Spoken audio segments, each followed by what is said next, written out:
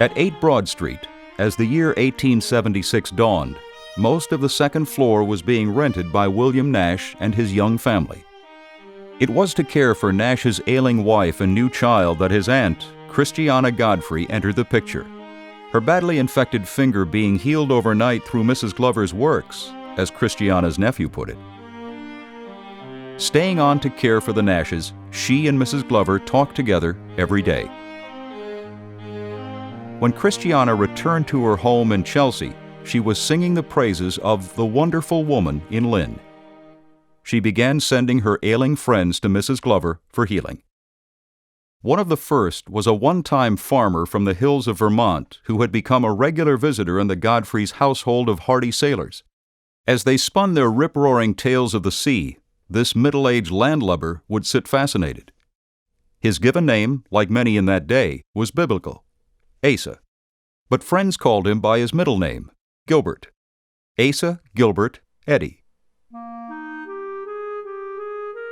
Good-natured and thoughtful, Gilbert had a gentle smile and manner. Little Mary Godfrey would watch eagerly for him to come walking up the road for each visit. I did not take to people quickly, but was immediately won to him. He was a jolly playmate in a quiet way, entertaining me with all kinds of stories. Mary Godfrey Parker. Years before, Gilbert had left the family farm in Vermont and gone to work in a woolen mill. Then he had moved on to the Singer Sewing Machine Company as a door-to-door salesman. Christiana Godfrey had bought her machine from him. For some time, Gilbert Eddy's health had been failing. Often he could not go from house to house, or even sit up at a desk. There seemed to be no remedy. On her return from Lynn, Christiana urged him to go there for healing. He did. Within 2 visits to Mrs. Glover, he was so much better he went back to work. But a spark had been lit in him. That same month he enrolled in her front parlor classroom. After his course of study, Gilbert Eddy put his sales career and his home and active church life in East Boston behind him and joined Mary Glover's cause. Renting quarters in downtown Lynn, he put up a sign and printed business cards and advertisements that read, Dr. A.G. Eddy, Christian Scientist. The title doctor was merely honorary. People in various professions adopted it. The term Christian Scientist, however, was different. Other students were using titles like scientific physician or metaphysician. Gilbert was the first to present himself to the public plainly as a Christian Scientist. His healing practice flourished.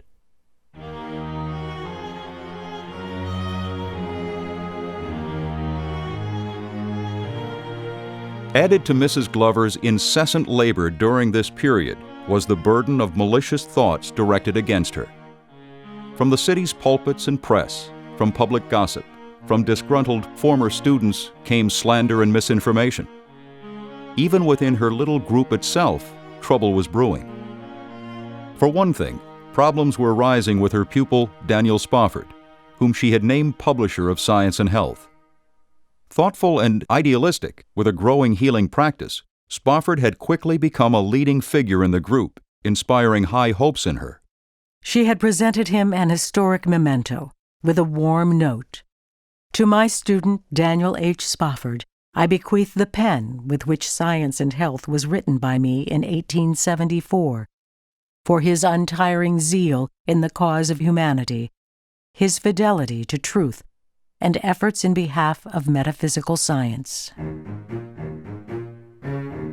But before long, Spofford fell into bitter disagreement with her and wrote a letter bluntly challenging her leadership of the cause.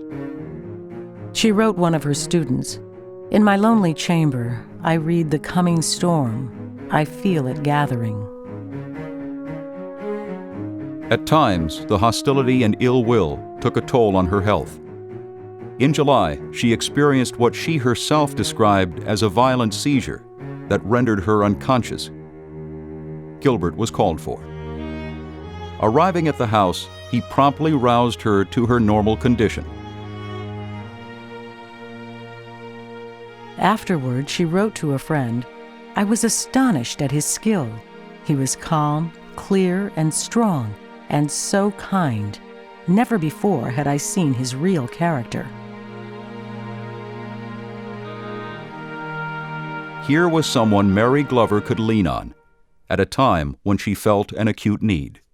Increasingly during the next months, she looked to him for a steadying hand. At the end of the year, Gilbert proposed marriage. After a night of prayer, she accepted. The next day, New Year's Day, 1877, a few friends gathered in the parlor at 8 Broad Street to witness Unitarian minister Reverend Samuel Stewart uniting the couple as Mary B. Glover became Mary Baker Eddy. One evening a few weeks later, Mr. and Mrs. Eddy were called to the downstairs parlor, and a room full of her students greeted the couple with a surprise party. There were gifts, refreshments, toasts, and a short talk by their teacher on spiritual union. But the fact was that some students were far from united. Several resented Gilbert, at least one had thought he himself might marry her, while others objected to their teacher marrying at all. She had been sought in marriage by several, but had refused, hoping her students would afford the assistance needed. But now that her students, one after another, had failed her, and her burdens were heavy and hard to bear, she thought it the part of wisdom to accept the offer of this good man to share them with her. Putney Bancroft. Gilbert, who a year earlier could hardly work at all, became a very busy man. If finances were to be attended to, selections and locations for the association meetings, handling of properties, books, copyrights, he was the reliable helper. Clara Choate. A reliable helper was what she dearly needed. For months, she had been hard at work, correcting typographical defects and revising her book to reflect advances in her understanding. Her aim was to publish a new edition in 2 volumes. She wanted one of those volumes to include a spiritual interpretation of the Bible to be called Key to the Scriptures.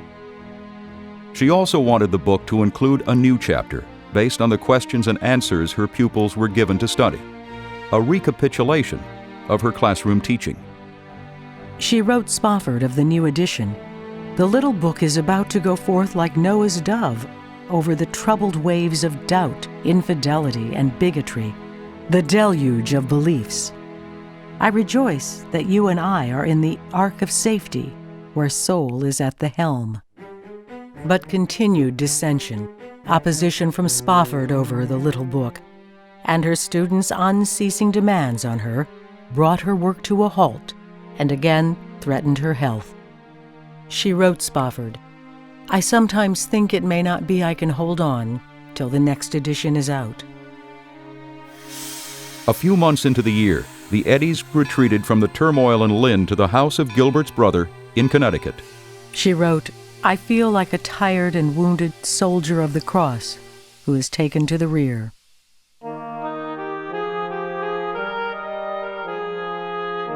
In Connecticut, with Gilbert's help and healing support, she recovered herself.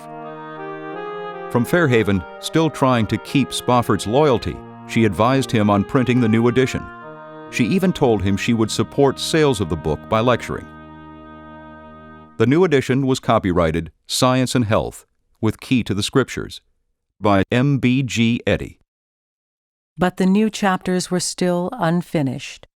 She wrote Spofford, "Cannot finish the key yet." As the Eddys returned to Lynn, the breach between her and her publisher was widening. In July, the disgruntled Spofford terminated his contract as publisher. Deeply disappointed in him, Mrs. Eddy requested a final accounting. He complied. She also asked him to return her note of appreciation and the pen she had bequeathed to him. That he refused. In the future, Spofford would be a harsh detractor of the woman he had once idolized.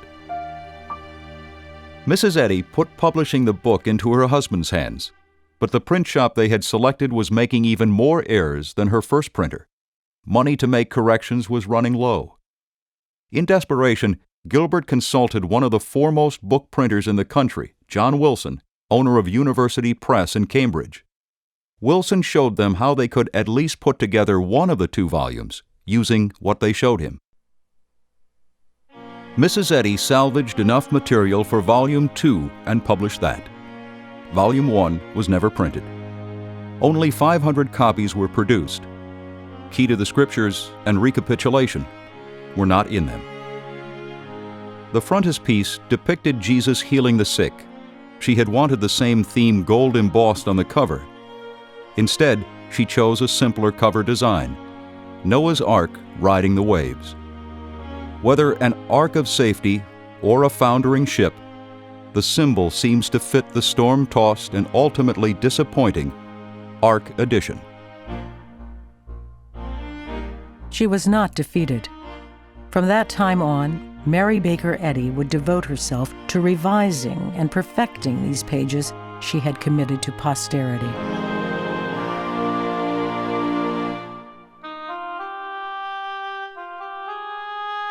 Through this tempest, the Eddy's home life was seen by some as a tranquil domestic existence, which in many ways it was.